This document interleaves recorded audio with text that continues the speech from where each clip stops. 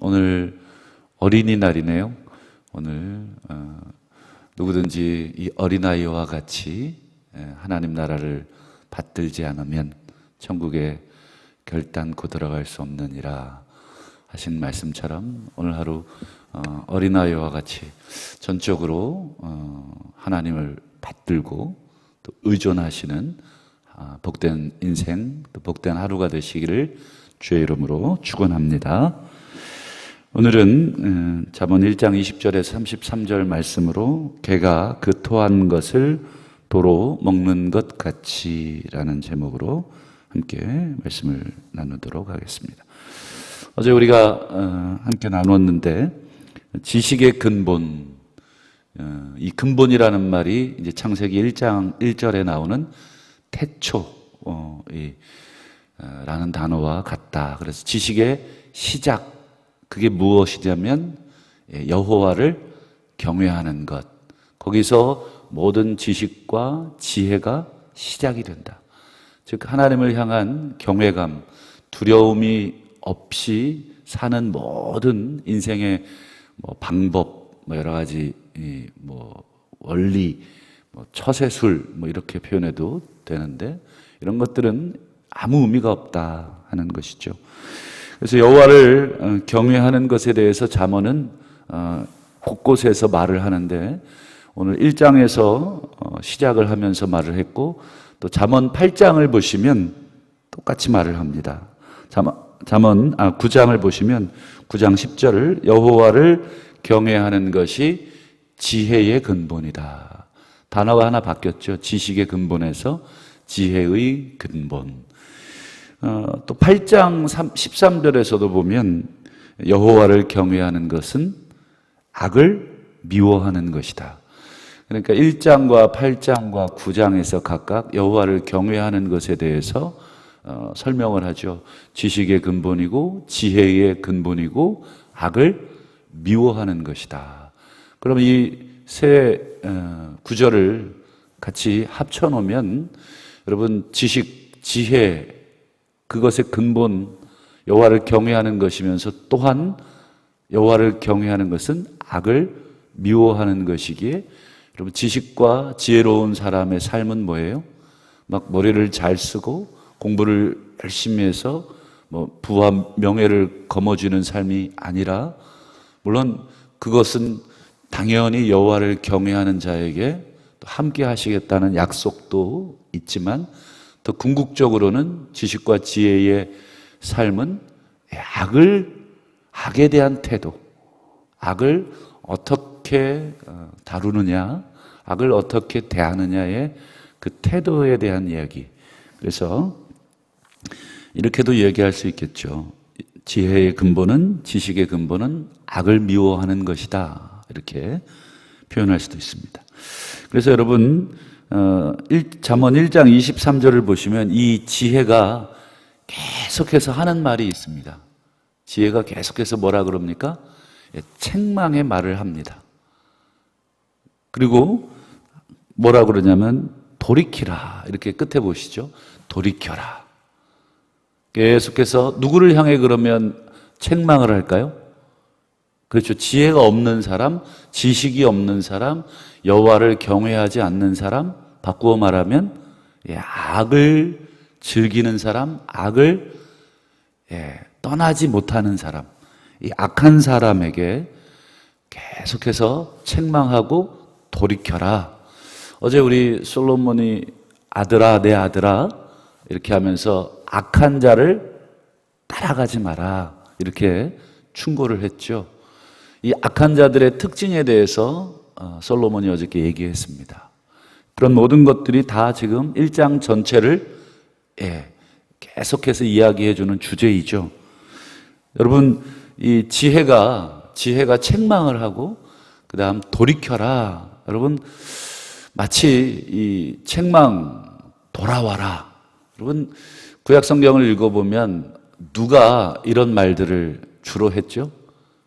그렇죠. 이스라엘 백성에게 선지자들이 주로 했던 것들이 뭐냐면 책망 그리고 돌아와라. 누구에게 돌아오라 그럽니까?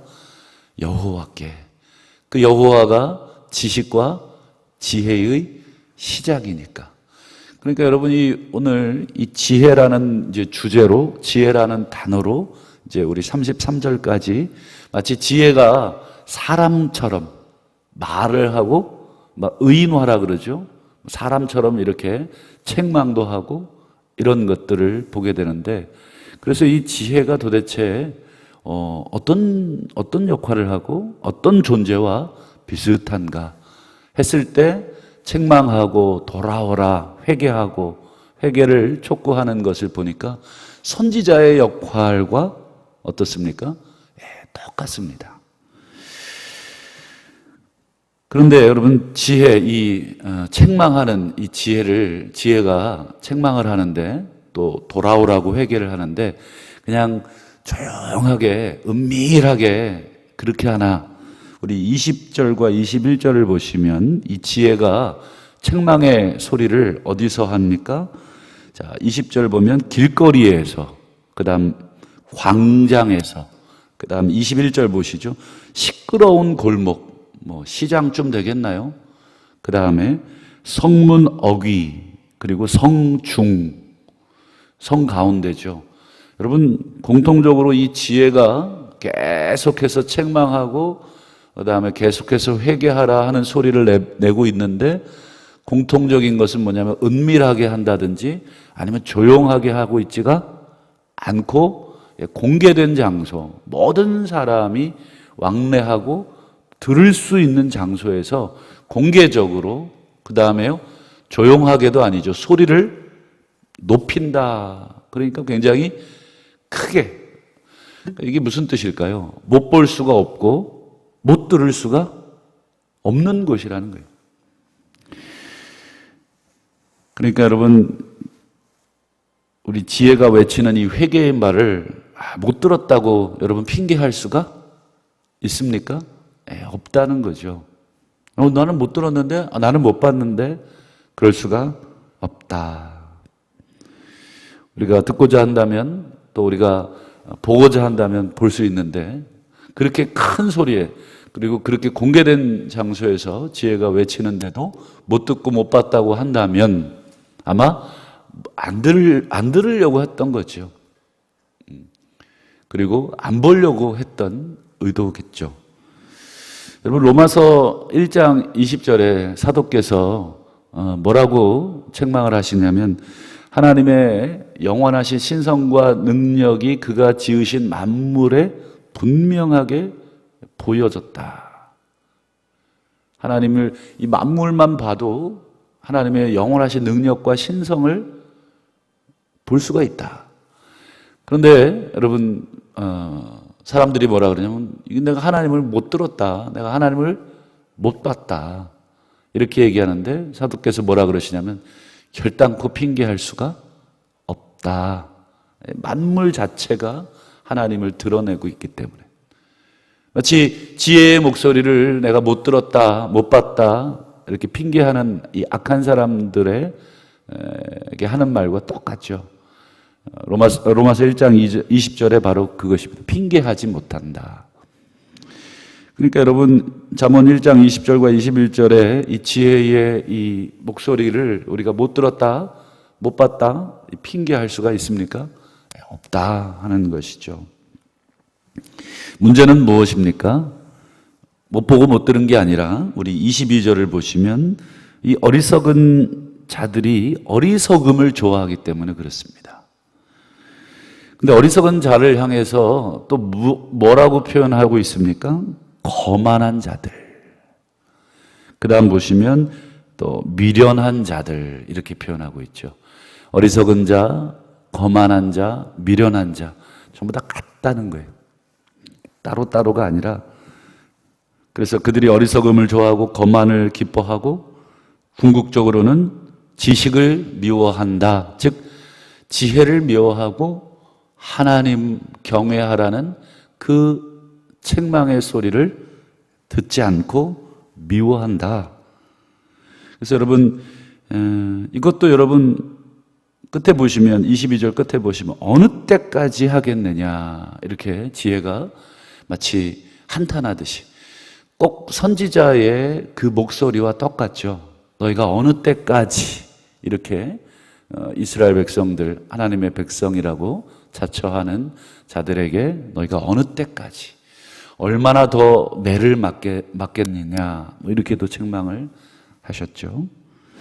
24절도 보시죠. 내가 불렀으나 너희가 듣기 싫어하였고 내가 손을 폈으나 돌아보는 자가 없었고 25절 도리어 나의 모든 교훈을 멸시하며 나의 책망을 받지 아니하였은즉. 마치 이것만 딱 떼놓고 이렇게 묵상하면 우리가 선지서의 한 부분을 계속 묵상하는 것과 같은 느낌이 들죠. 특별히 내가 손을 폈다, 지혜가 손을 폈다 이 말을 하잖아요.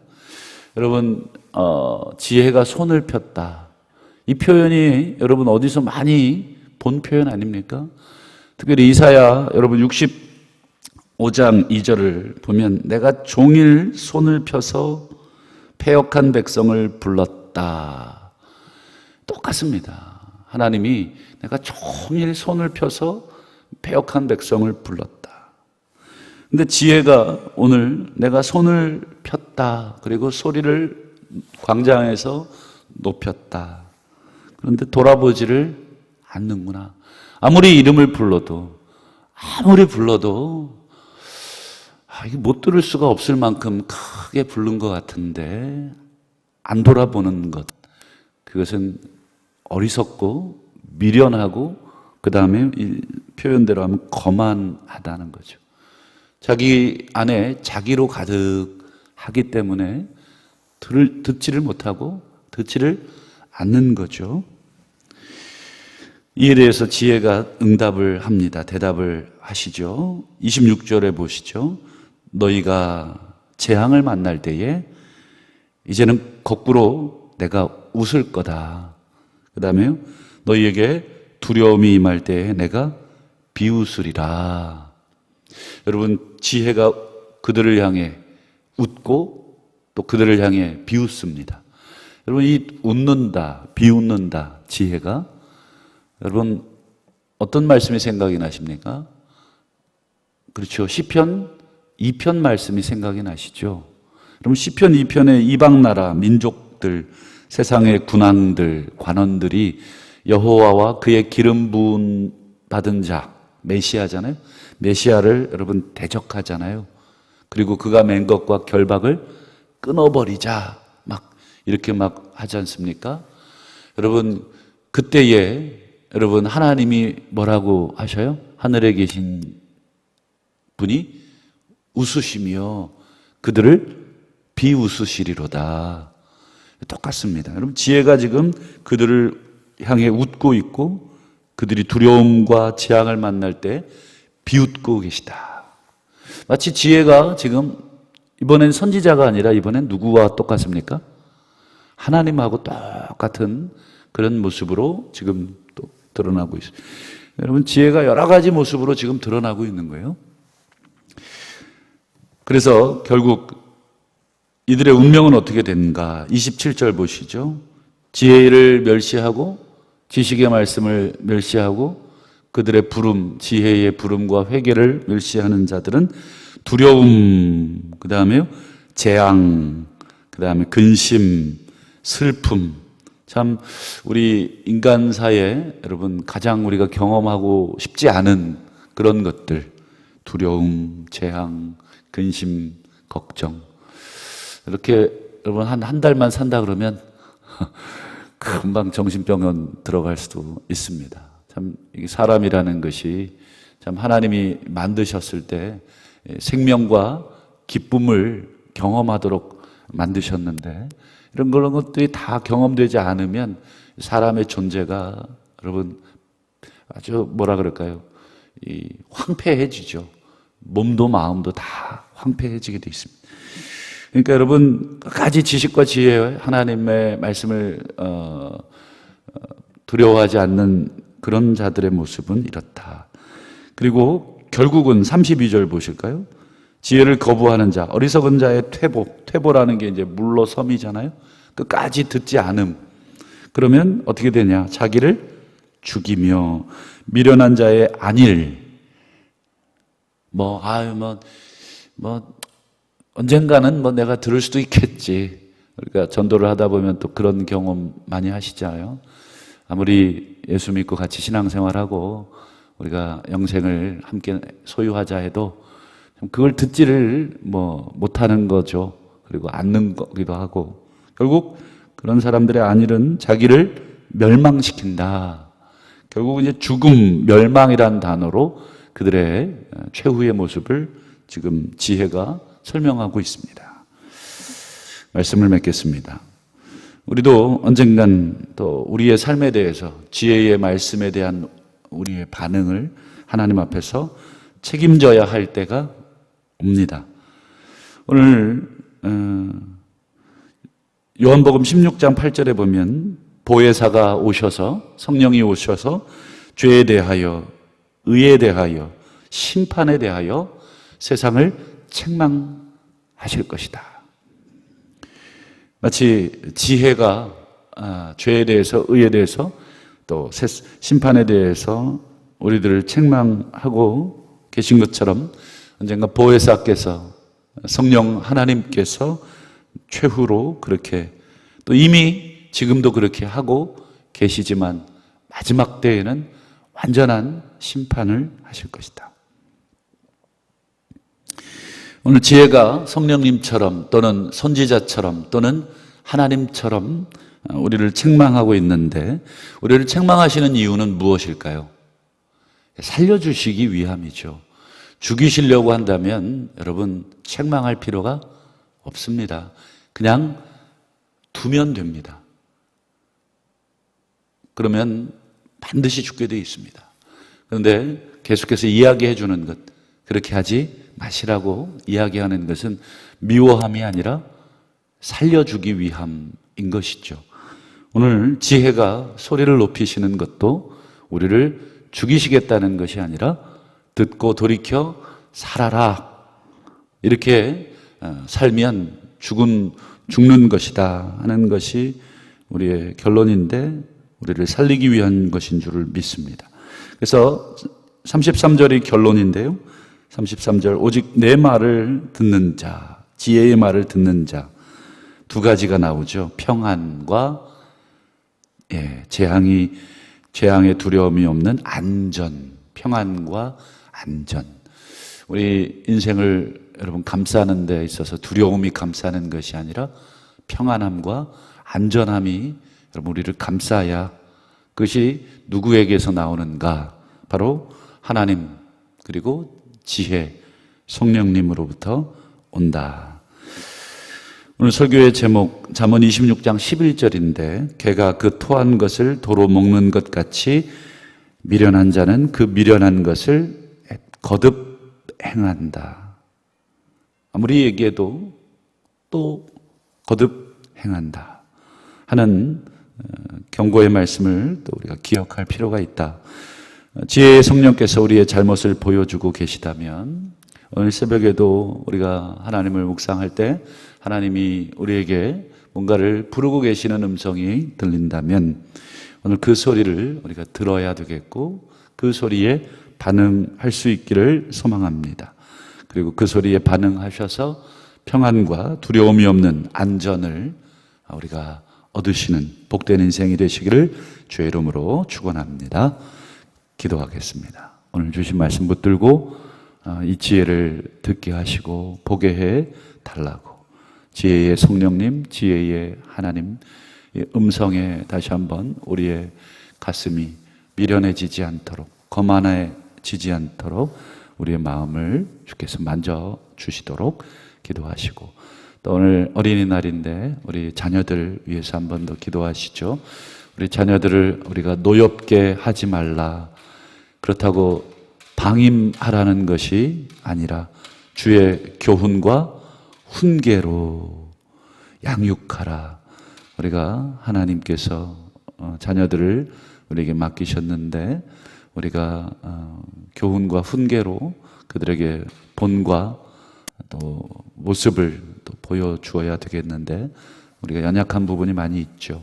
부모로서 우리가 다시 한번 우리 자신을 되돌아보면서 우리 자녀들을 위해서, 우리 가족을 위해서, 우리 가정의 달을 맞이해서 기도하시고 또 교회를 위해서 또 기도하시기를 또 바랍니다. 나라와 민족을 위해서 기도하실 때 우리 코로나19 사태가 이제 완전히 우리 한반도에서 물러나게 하시고 또 우리 유럽과 또 북미 또 전 세계 곳곳에 있는 그 환우들 하나님께서 불쌍히 여겨주시도록 우리 완치를 위해서도 기도해 주시고 또 개인의 기도의 제목으로 기도하시다가 자유롭게 돌아가시기를 바라겠습니다.